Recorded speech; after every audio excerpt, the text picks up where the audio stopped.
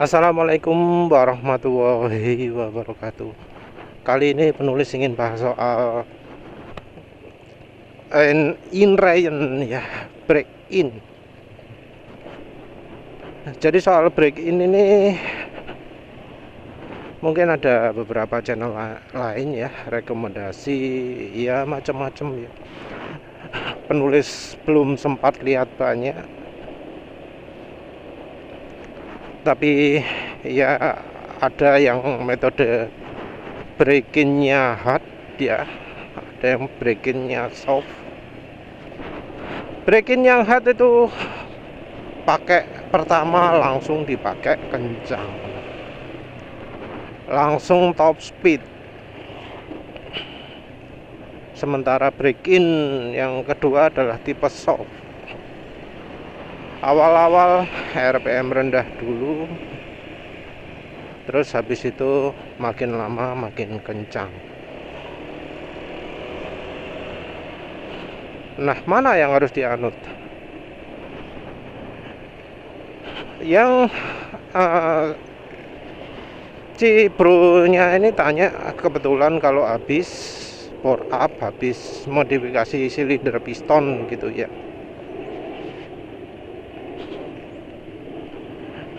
Nah, sebenarnya untuk bore up, untuk modifikasi macam-macam gitu sudah bukan tugas dari konsumen.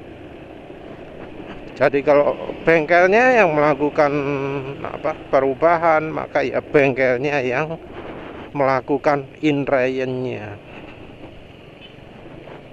Ya sebenarnya sama sih ya dengan pabrikan.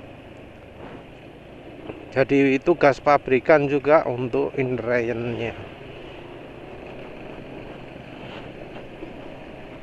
Nah, bagaimana sih in-rain yang bagus itu? Kalau untuk khusus bagian silinder dan piston, pakai oli apa? Milih oli apa? Kita nggak perhitungkan yang bagian lain-lain ya. Sebelumnya penulis sudah bahas kalau motor baru itu nggak perlu in-rain. Yang perlu in-rain itu adalah bagian CVT-nya. Bagian CVT-nya motor baru itu perlu di in-rain, terutama karena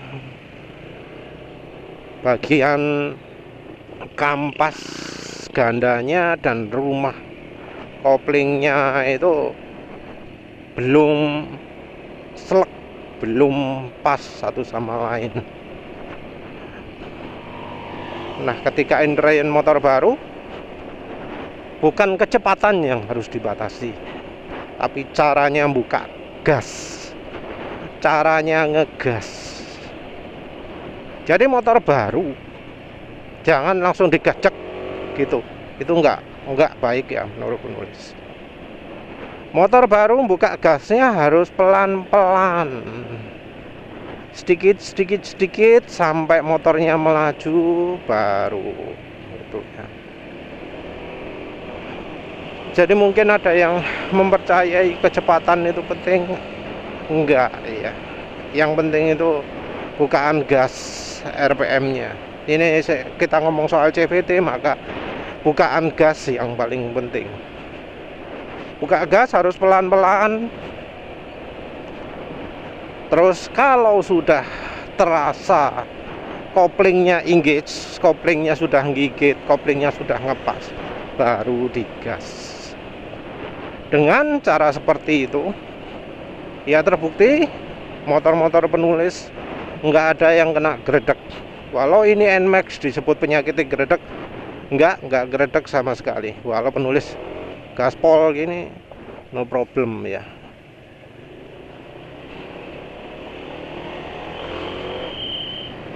Jadi biasanya kan gredek itu kalau gini, kecepatan gini digas gitu ya.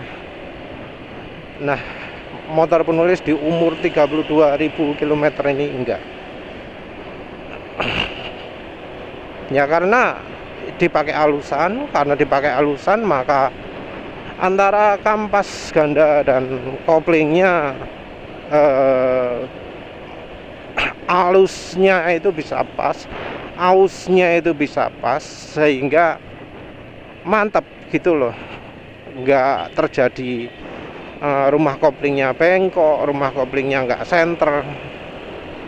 Karena pelan-pelan, maka otomatis ausnya juga pelan-pelan. Kalau sekarang ya sudah bisa sembarangan lah ya, karena sudah betul-betul pas antara kampas ganda dan rumah koplingnya. Nah, kita ngomong yang antara piston dan silinder di motor baru atau yang barusan dimodifikasi. Mungkin ada yang nyebut gaspol ya. Kita harus ingat dulu, yang pakai teori gaspol itu yang memakai motor apa. Yang biasanya rekomendasi gaspol itu adalah motor super sport kelas 1000 cc. Kalau kelas 1000 cc gak masalah, pakai top speed gitu ndak masalah, karena memang kualitas komponennya bagus. Nggak mungkin nggak di coating, pasti pakai coating. Jangan disamakan dengan motor-motor atau mesin-mesin power up yang beredar ya. Kalau merek murah ya nggak pakai coating dong. Mungkin sudah terbukti kalau motor yang dipakai kasar-kasaran gitu performanya oke. Tapi itu kan untuk motor-motor mahal, motor-motor mewah, motor-motor istimewa. Kalau untuk motor-motoran kelas-kelas yang kayak di sekitar penulis gini ya nggak bisa lah diterapkan pakai cara itu. Loh kan Mas katanya bisa kencang. Ya tunggu dulu. Kira-kira motor penulis ini termasuk kencang apa lambat? Ini motor wis gak ada modifikasi apa-apa wis saiki. Pro kapasitor wis lagi dilepas sekarang. Tapi kemarin bisa akselerasi 17 detik. Kencang itu 17 detik untuk sebuah NMAX standar 100% standar yang masa pakainya juga sudah 32.000 km.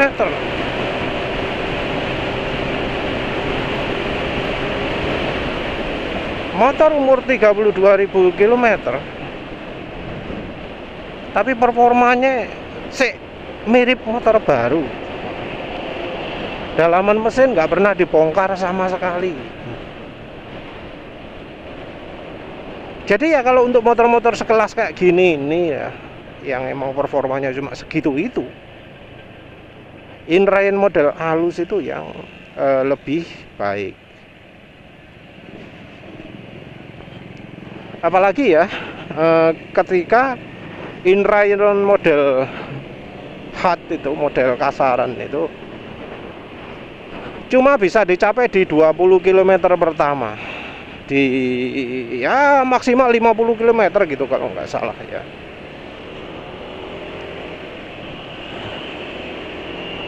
Jadi 50 km pertama.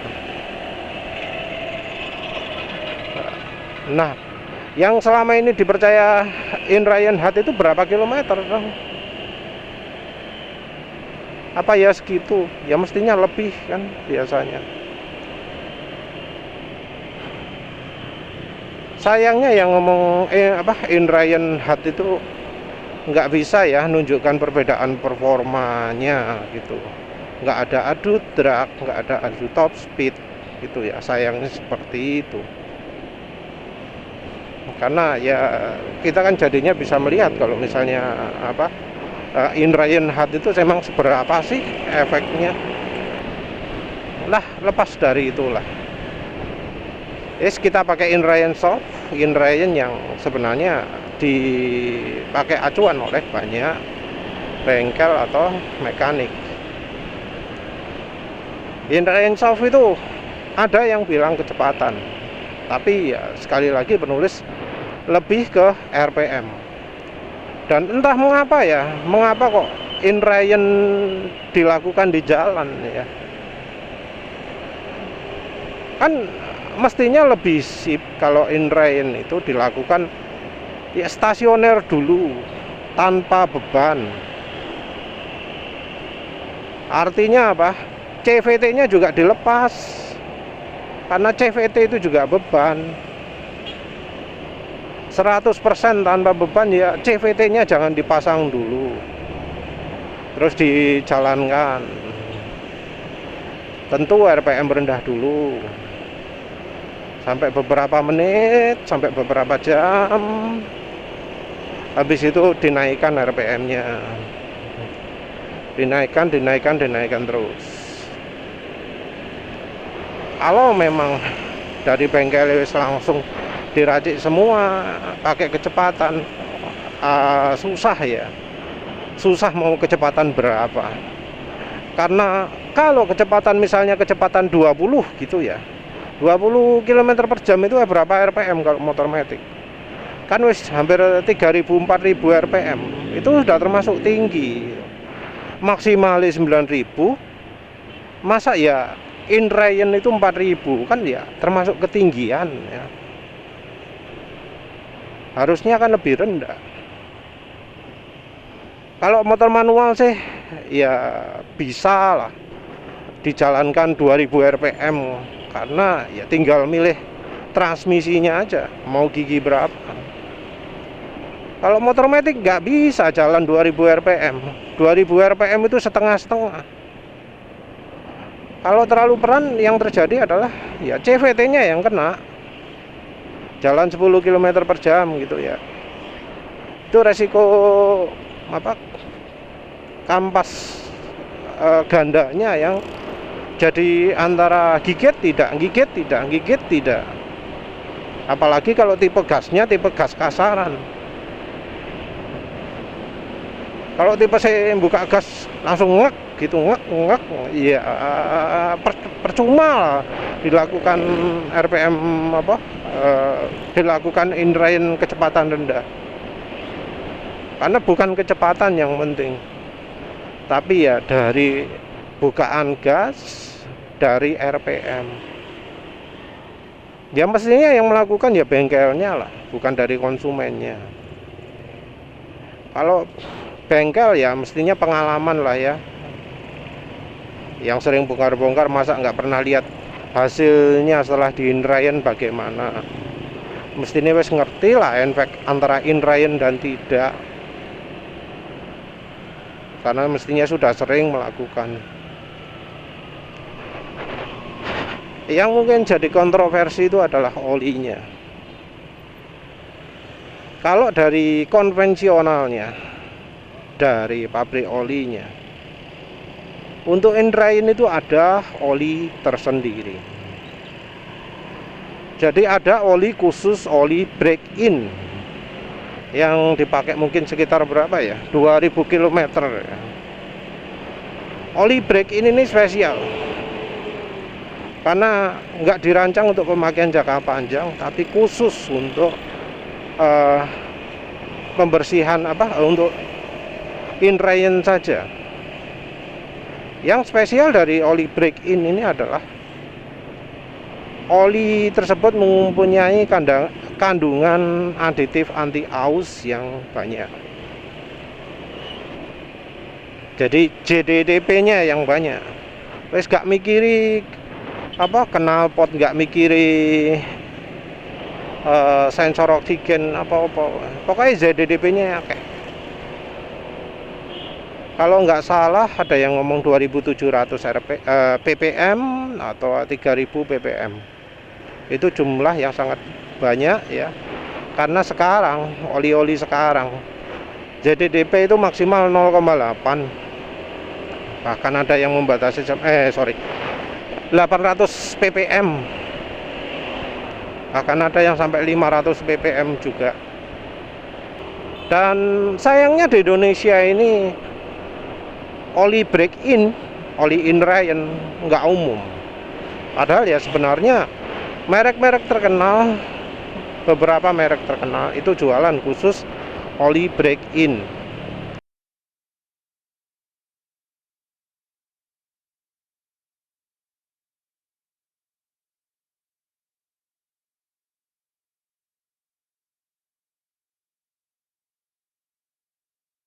Kalau kita lihat produk di negara aslinya. Nah, terus gimana dong menggantinya? Mungkin salah satunya adalah oli diesel.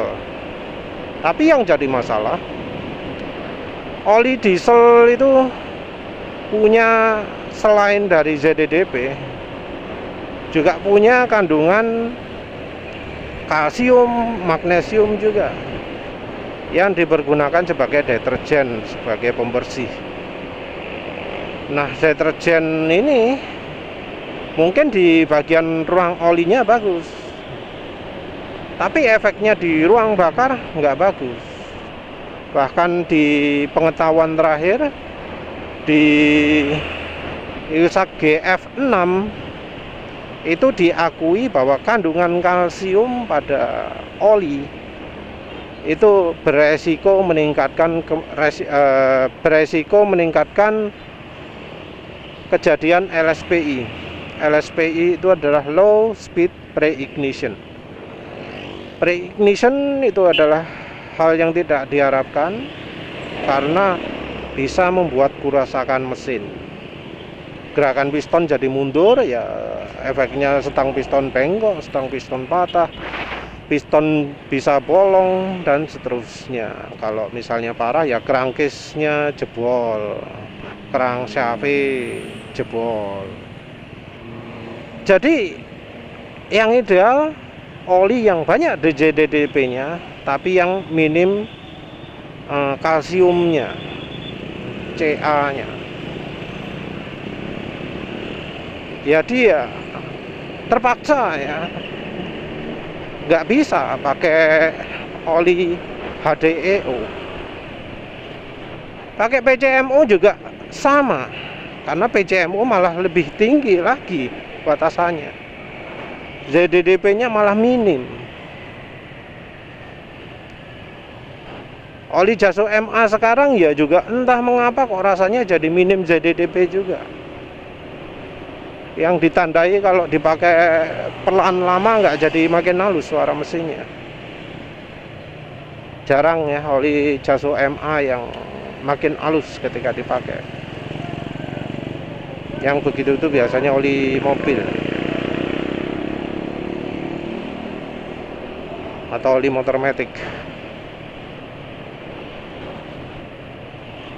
Mungkin ada ya molybdenum, tapi molybdenum juga dibatasi karena ya peraturan juga. Kandungan sulfurnya nggak boleh tinggi, karena kandungan sulfur nggak boleh tinggi ya nggak mungkin molybdenumnya dibuat banyak.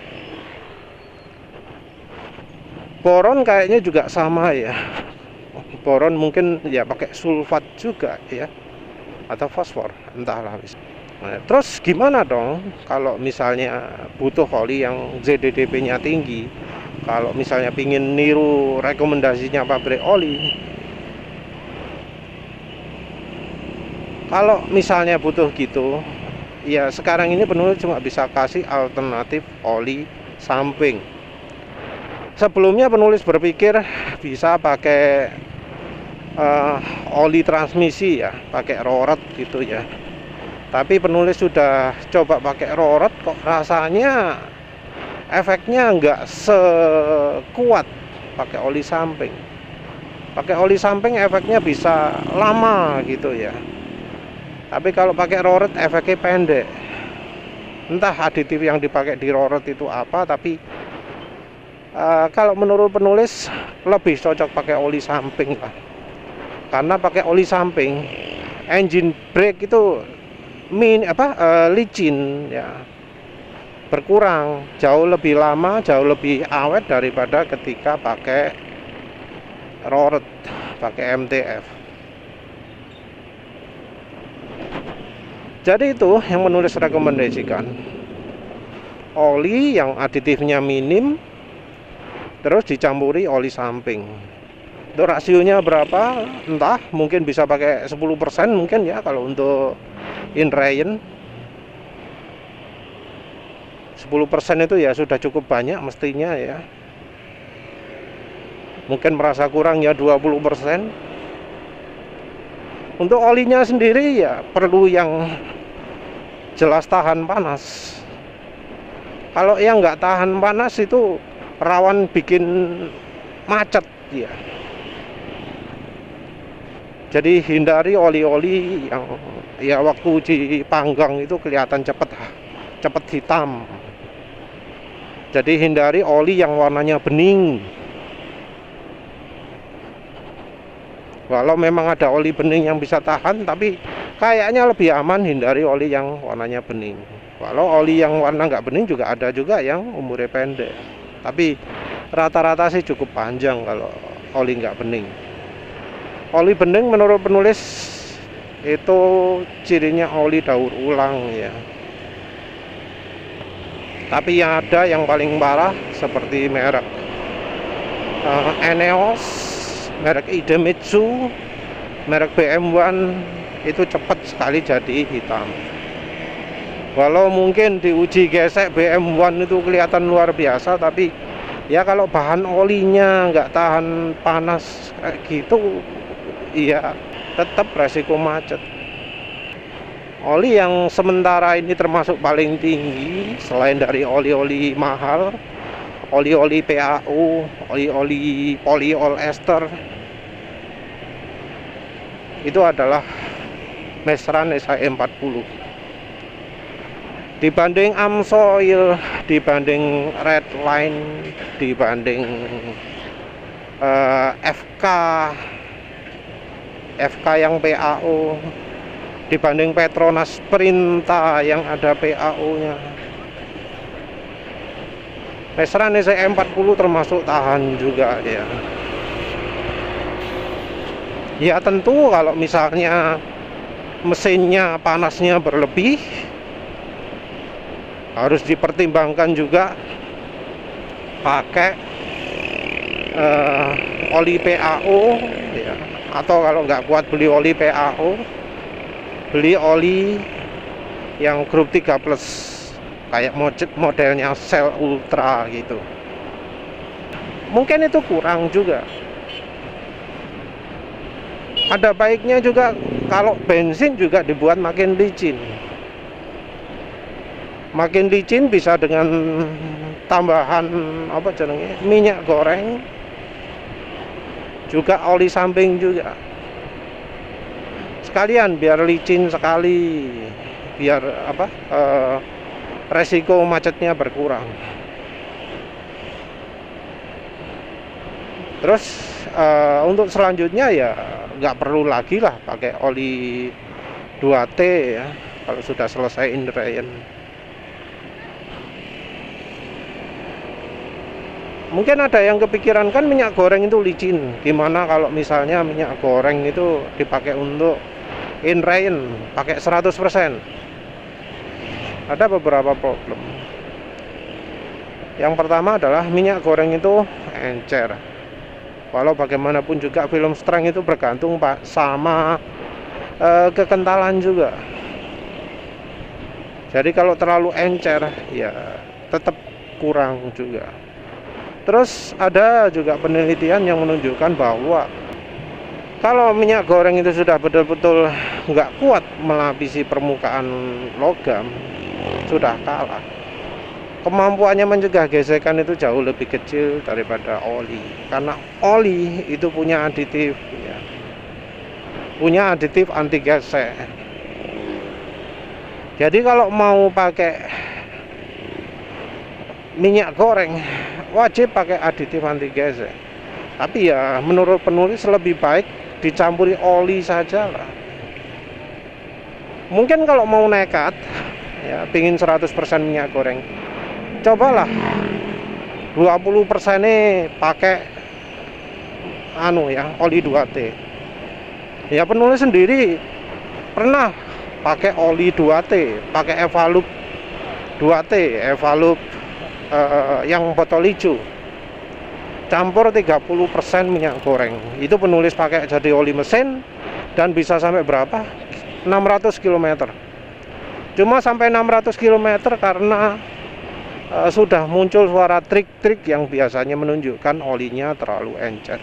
Bukan tanda aus ya, tapi tanda ya cuma problem di telinga aja lah. Mengganggu telinga. Jadi ya kalau mau inrain sendiri ya. Soalnya seringnya sih bengkel itu modifikasi siap pakai, nggak harus inrain dulu. Tapi kalau merasa butuh inrain yang betul-betul aman, menurut penulis olinya ya minim Mesran SAE40. Kalau kuat Shell Ultra, kalau kuat lagi FK-PAU ester yang 10W50. Terus campuri dengan oli samping, pakai gasoli G1000 atau Mesran ya 2T super. Pakai 20% lah. Campur juga minyak goreng 10% untuk ketahanan daya panas. Bensinnya campur minyak goreng 1 ml, campur oli samping 5 ml gitulah. Wes itu, silakan dicoba. RPM-nya mulai dari kecil dulu. Ya wes itu aja. Terima kasih sudah menonton. Assalamualaikum warahmatullahi wabarakatuh.